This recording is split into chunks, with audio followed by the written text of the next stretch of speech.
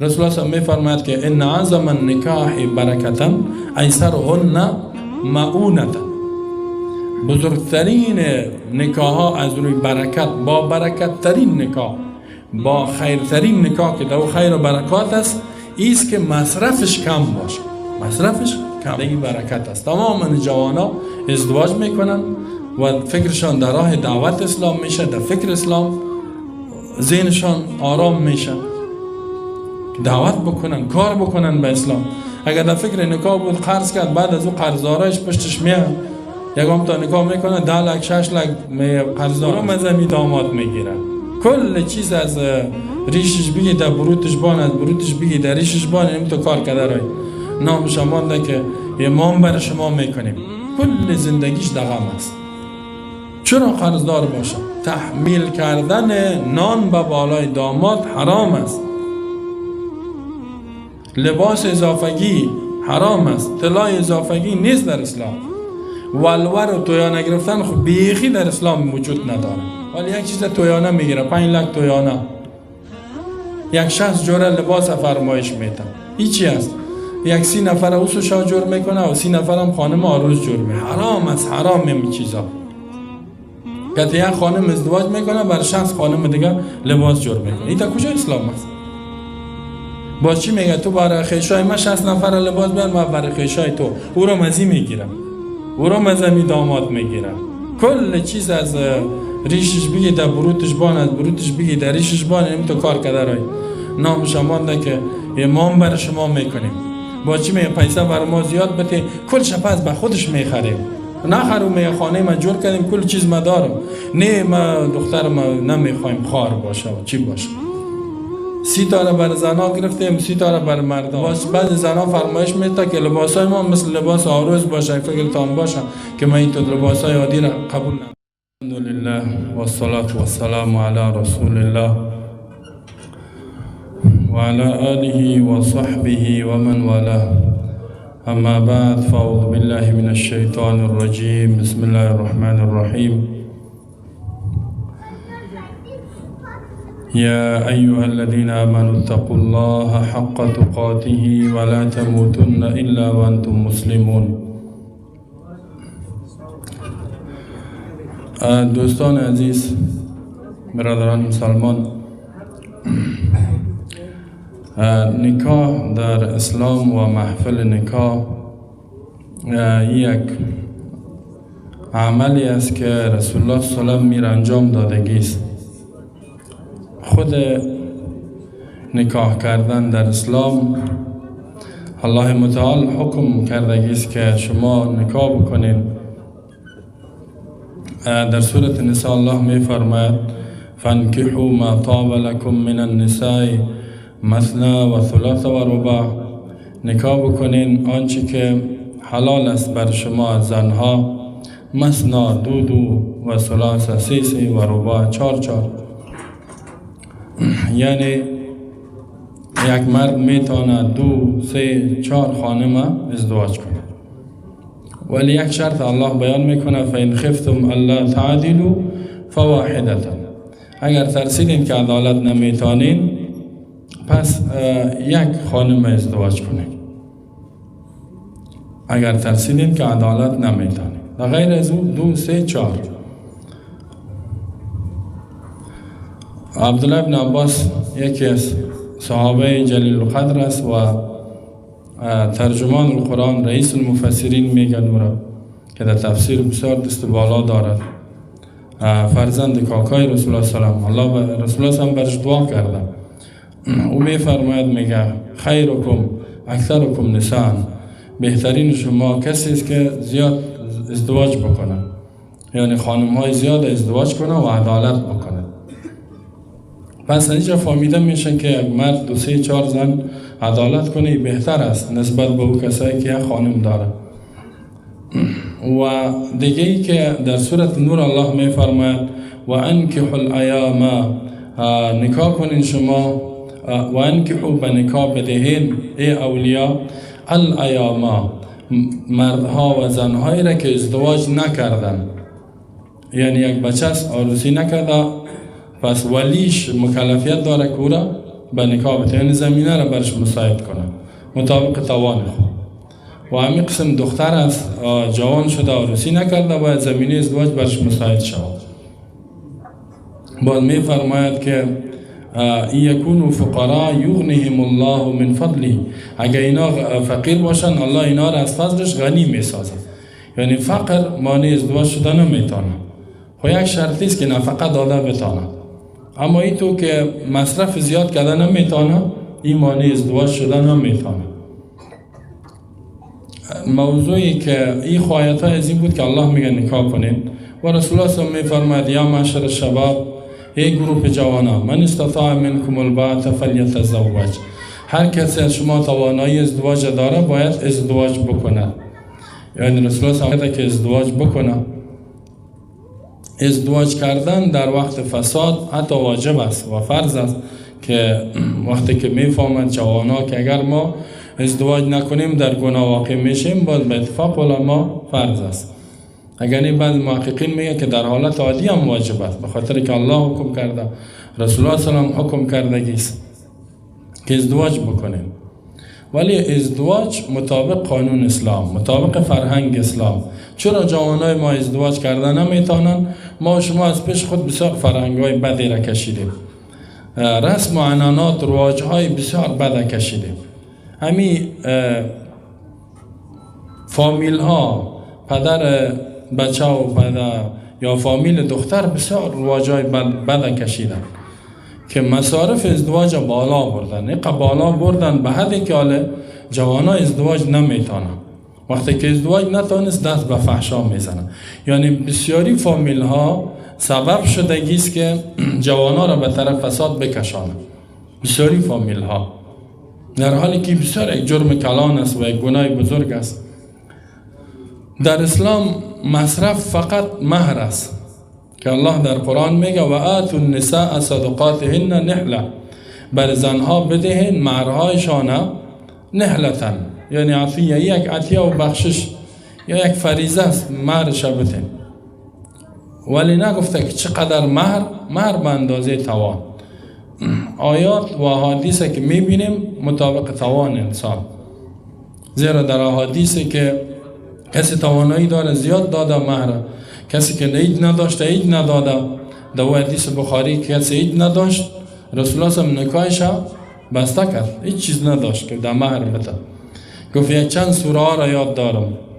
رسول الله صلی برش گفت زوجتکها بما معک من القرآن، من این خانم بر تو به نکاح در میارم آنچه قرآن یاد داری، برای از قرآن یاد بده. یعنی قرآن یاد بده کفایت میکنه. دیگه مصرف و بالایش نمانده. پیامبر سلام او نداشت، نگفت که برو ولیمه بکو، یعنی نان عروسی تیار کو، تل فرمایش بده، کالا را فرمایش بده، طلا را فرمایش بده، جیزی را فرمایش بده. این تو چیزا نبوده. اینی ما و شما باید علیه اینی گپا مبارزه کنیم. یک کسی که دیندار است و تقوادار است و یک فامیل خدا زندگیش پیش برده میتونه، بر از او وقتی که خواستگاری میاد ممانعت ایجاد نکنه. یعنی ممانعتی که هتل و کالا و پول پیسه و زیاد، این در اسلام حرام است. زیرا رسول الله صلی الله علیه و میفرماید اذا جاءکم من ترضون دینه و خلقه فزوجوه، وقتی کسی میاد خواستگاری در خانه شما و شما انتخاب میکنین دین از او را اخلاقش، فزوجوه، او را ازدواج بکنین، دخترتان برش بتین. الا تفعلوه تكن فتنه فی الارض او فساد عریض، اگر این کار نکنین فتنه در زمین پیدا میشه، فساد بزرگ، یعنی زنا و فحشا دامن زده میشه، زنا و فحشا زیاد میشه. در دوران رسول الله صلی الله علیه و نکاح آسان بود، ولی چیز قیمت بود. زنا و فحشا بسیار سخت بود، کسی نمیتونست. نکاح آسان بود و به خاطر زنا و فحشا بسیار کم بود، وجود نداشت. حال ما و شما چرا جوانا به طرف گناه میروند؟ به خاطر که نکاح را سخت کرده. چیزی که هر جوان یک غریزه است، یک خواست است که داره، اگر ازدواج نکنه دست به فحشا میزنه. مهر به اندازه توان. نان ولیمه عروسی نانی که میتن این کی داده شود؟ اول نکاح شود. یا الحمدلله جمعی جوان شاید میتور کده باشه نکاح کده.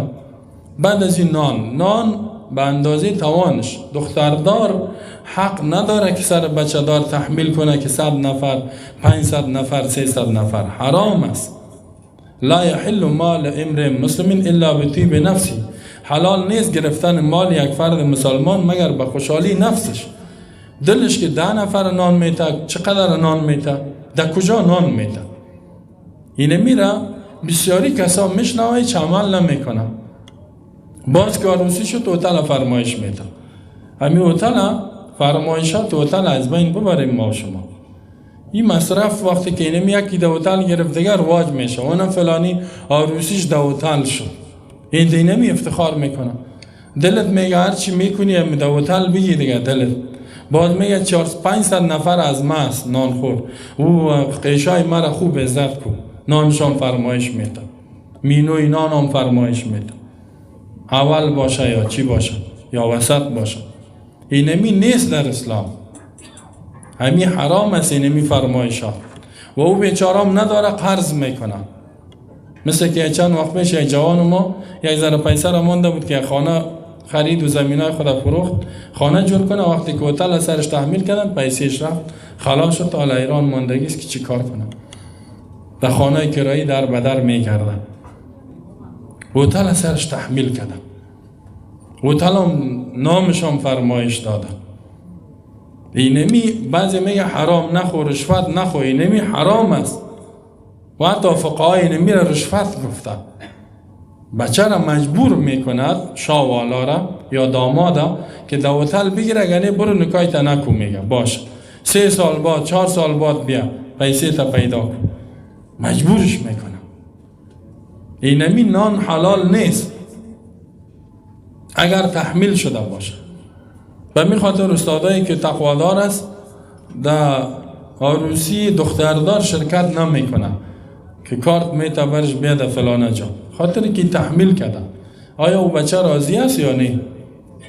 در هتل این هتلیای ما خفه نشن. خب کسی که بسیار چیز نداره مجبور باشه یک چیزی، یکم تا میگه نفر زیاد است ما به این خاطر در هتل میگیرم. نفر کم بگی 100 نفر 200 نفر بس 50 نفر بگی. اما انسان بس اینطور نیست که کل گیر نان بدی. هر کسی را که سلام علیکی داری کل از را باید نان بدی. این در اسلام نیست. در خانه بگی و در هتل خود 100 روپا یا 1.5 تا جای خود میگیره و این را در یک راه مشروع دیگه مصرف. چقدر راههای دیگه است. چقدر ما شما فقیر و مسکین داریم. این میال یک عروسی میشه کل سرمایه خود 10 لک 20 لک در یک عروسی مصرف میکنه. در 30 سال او را جمع کرده کل شده یکی مصرف میکنه. این در اسلام نیست. او هم برضایت خود نیست، تحمیل شده سرش. هیچ کس خوش نداره پیسش به جای مصرف شود.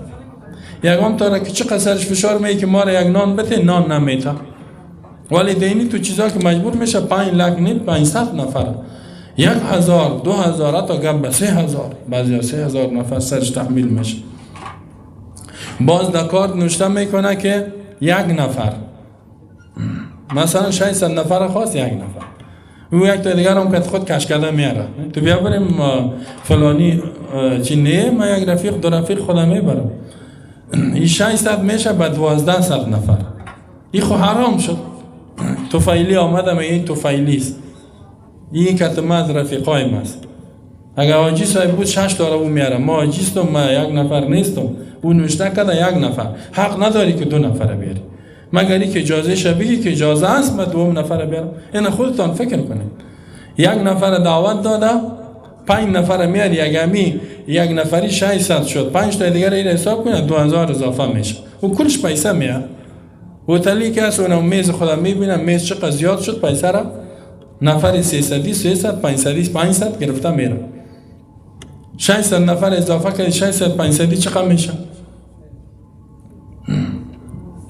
اینی چیزها را بسیار متوجه باشه. یکی دختر خود کسی به کسی داد مهرش تعیین کرد مطابق توان بگوید دلت نان در کجا میتوره کار نداره. صحابه که میداشت یک گوسفند میداد یا زیادتر میداد اگر نمیداشت یک چای صبح میداد. بعضی وقت رسول الله هم در مهر خانم‌های خود از دیگران تقاضا کرده که برین یک چیز کمک کنین برای مردم دادگی است به اندازه توان. هیچ کس حق تحمیل نداره. حتی کوشش کنید که همین جانب مقابل مصرفش کم باشه. در این محبت است. رسول الله می فرماید که ان اعظم النکاح برکتا ایسرهن مؤونتا.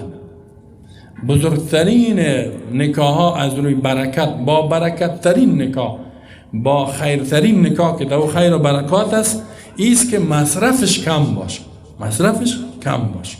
در این برکت است. تمام جوانا ازدواج میکنن و فکرشان در راه دعوت اسلام میشه، در فکر اسلام ذهنشان آرام میشه، دعوت بکنن، کار بکنن به اسلام.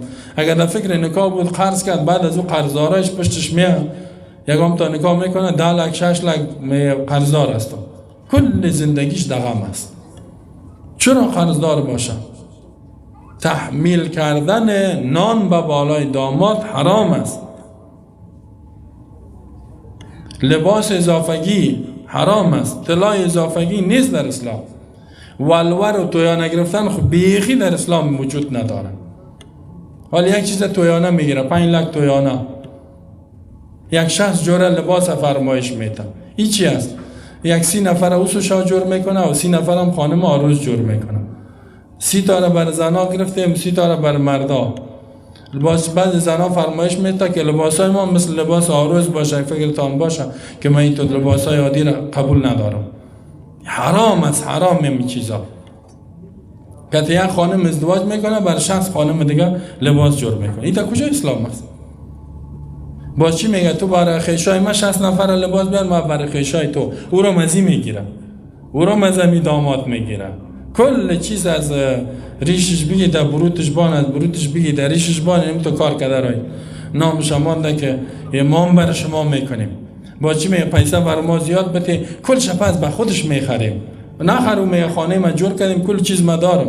نه ما دختر ما نمیخوایم خار باشه و چی باشه. و میگه خانه را جور کردیم، هر چیز هست در خانه. نه با ما پیسه بده، من یک چیز دیگه برش میخرم. این همی چیزا بسیار. حتی مولوی ها این کار میکنن. ایران میمونی یکم مولوی های ظالم که به علم خود عمل نمیکنن. کسایی است که از قرآن و سنت خبر دارن همی کار میکنن. چند وقت پیش یک جوان همی عروسی را کرد، همی چیزا را تحمیل کرده بود، من دم عروسی شرکت نکردم و بسیار گناهی دیگر هم کرد. عروس میره در بین زنا، هیچ مرد حق نداره در بین زنا بره، حرام است. نامحرم که از کلش این تو نیست، شاک شد محرم شد. گاردا میره در بین زنا، در اتال یک مصیبتش خیلی نمیست.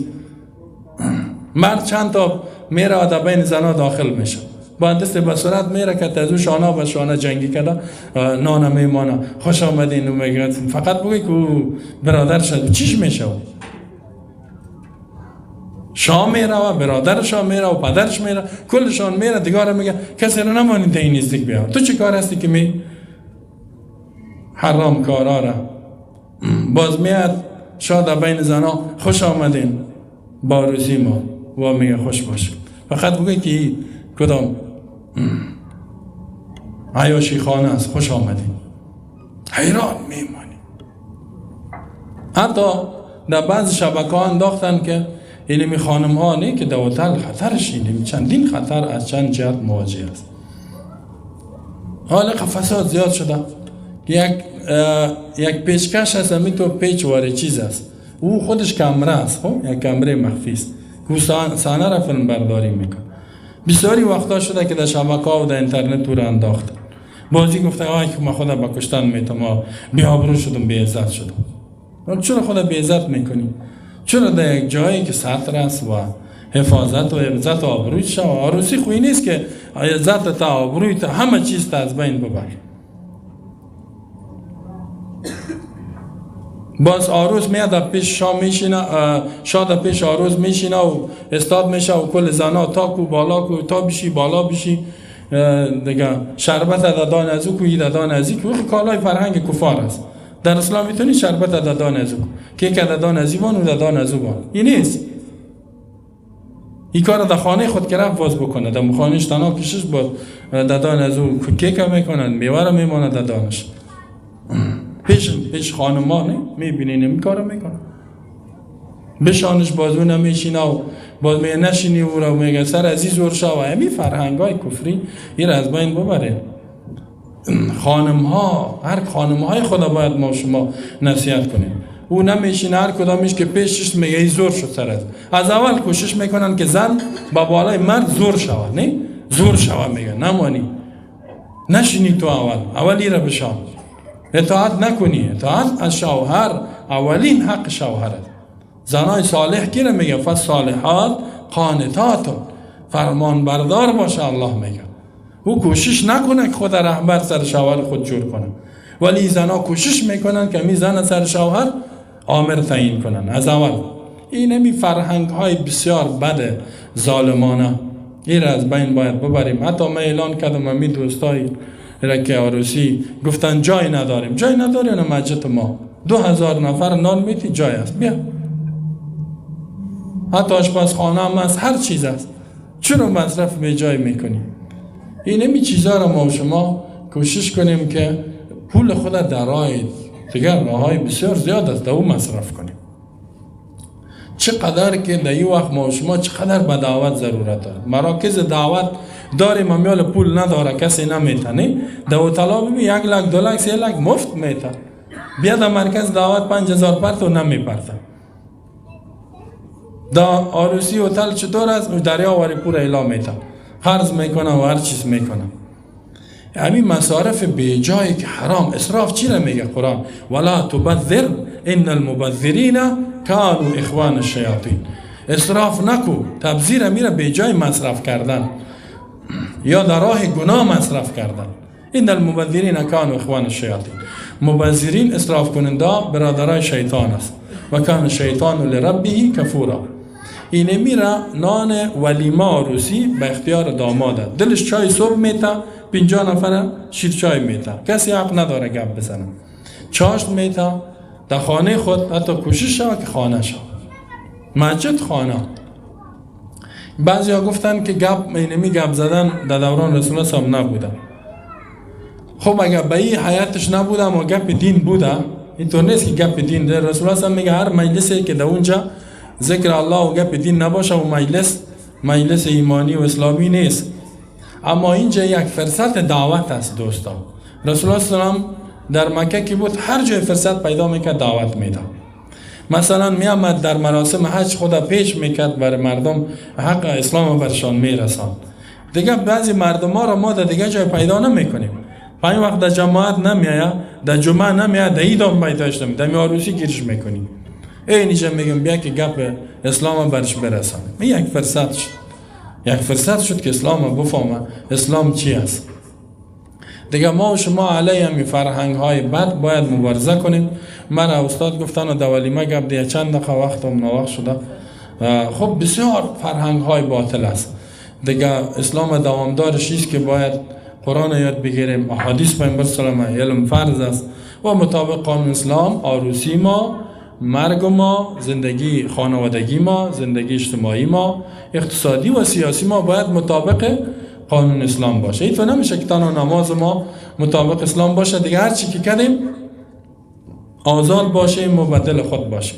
زیرا اسلام یک دین کامل است که همه ابعاد زندگی ما و شما را احتوا کرده است. والله در قرآن میگه یا ایها الذین آمنوا ادخلوا فی السلم کافه.